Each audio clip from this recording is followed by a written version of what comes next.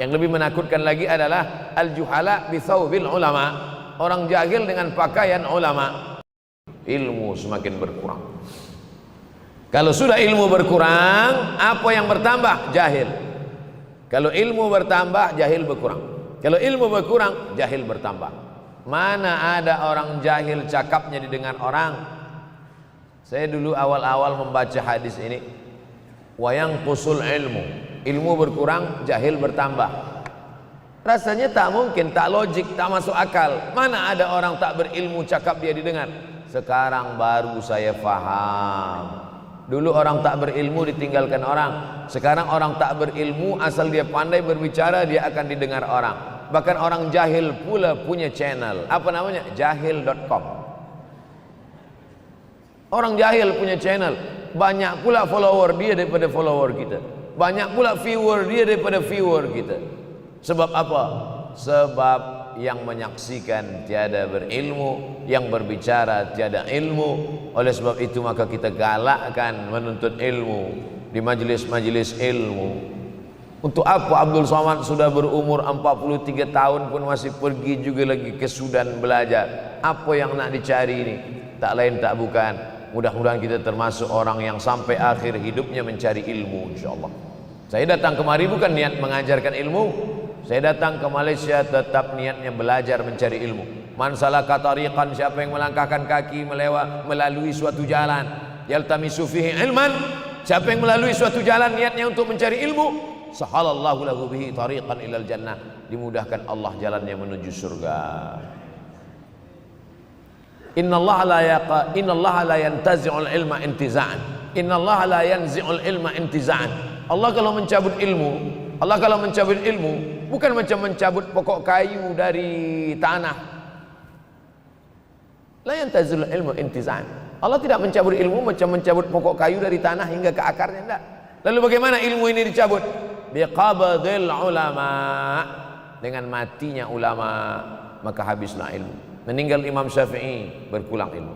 Meninggal Imam Nawawi, berkurang ilmu. Meninggal Imam Fulan, berkurang ilmu.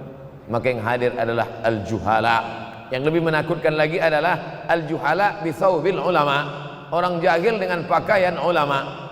Abdul Somad tidak mengatakan dirinya ulama. Saya selalunya membacakan ayat Quran, membacakan hadis Nabi, menyampaikan fatwa ulama. Tak pernah saya berceramah, bertausiah. Menurut saya, siapa saya? Siapa kita? Syafi'i manusia, saya manusia. Syafi'i boleh berfatwa, saya juga boleh berfatwa. Imam Syafi'i berfatwa Al-Quran 30 juzuk dalam kepala dia. Kita juzuk 30 pun kadang-kadang hilang.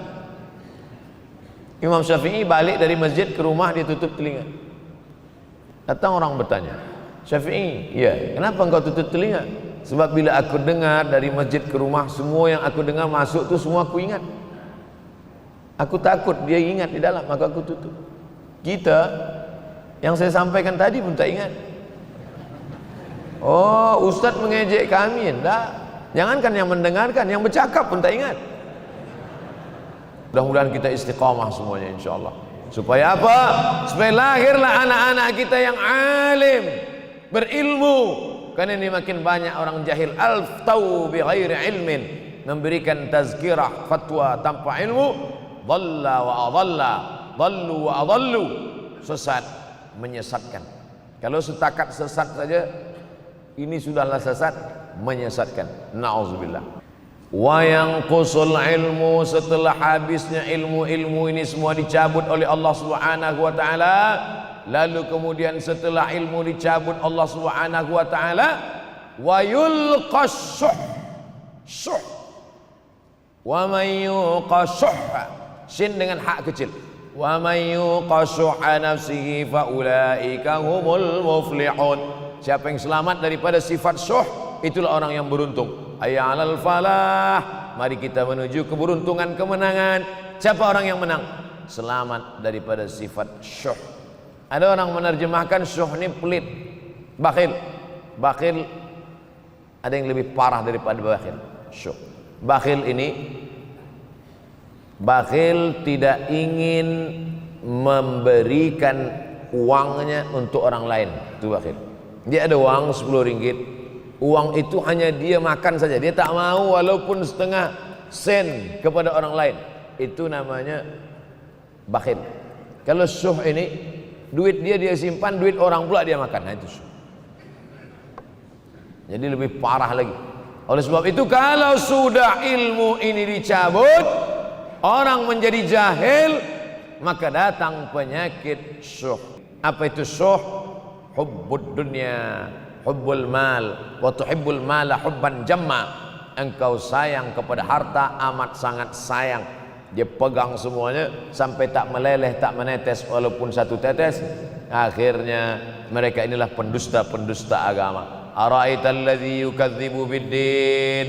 Tahukah kamu siapa itu yang mendustakan agama? Fadzalikal ladzi yad'ul yatim. Mereka itu yang membiarkan anak yatim. Wala yahuddu ala ta'amil miskin. Dia tidak mempedulikan makanan orang miskin. Sebab apa? Bukan sebab tak ada harta, sebab syuh. Kenapa syuh?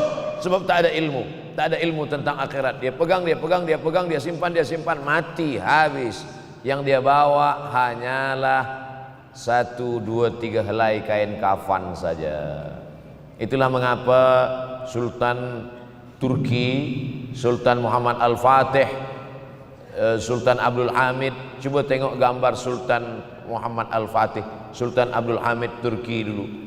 Sorban dia besar-besar. Saya dulu terkejut, lama saya tengok, kenapa sorban orang Turki ini besar-besar. Lama-lama saya baca, rupanya sorban orang Turki itu kain kafan.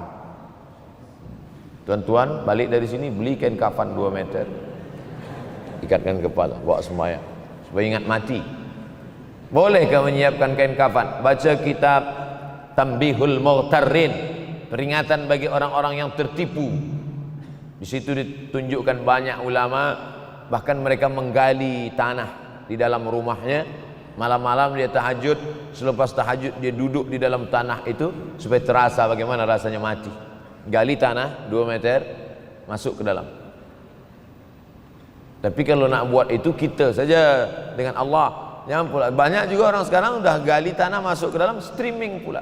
Hai guys, nak rasakan mata? Mana boleh terasa? Kita saja masuk ke dalam, rasakan macam mana rasa. Sebab kalau cakap saja, marilah kita ingat mati, takutlah kita pada mati, kita tak tahu bagaimana rasa mati. Kalau nak merasakan bagaimana rasa mati, nanti kalau ada orang mati meninggal dunia, masuk kita ke dalam, kita sambut jenazah, kita letakkan, kita duduk, rasakan. Ketika Fatimah meninggal, Fatimah emak Sayyidina Ali meninggal, Nabi masuk ke liang lahat. Masuk Nabi ke liang lahat, Nabi berdoa di dalam.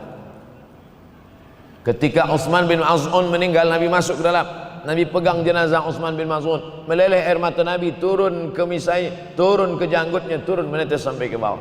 Merasakan bagaimana rasanya di dalam. Dulu saya pernah berjumpa dengan seorang pemuda, telinga dia pakai anting suang.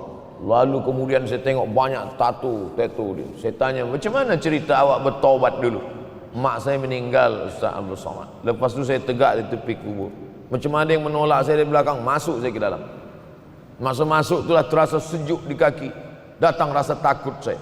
Makanya kalau ada orang yang sudah kita bagi tazkirah, bagi nasihat tak juga, nanti ada orang meninggal, bawa dia agak dekat, senggolkan sikit, jatuh. Gitu caranya supaya kita terasa mati ini, supaya apa? Hilangkan penyakit syuh, cinta harta, takut mati, dan membuat kita menjadi bakhil, pelit. Na'udzubillah. Semoga Allah jauhkan hati kita dari syuh dan cinta dunia.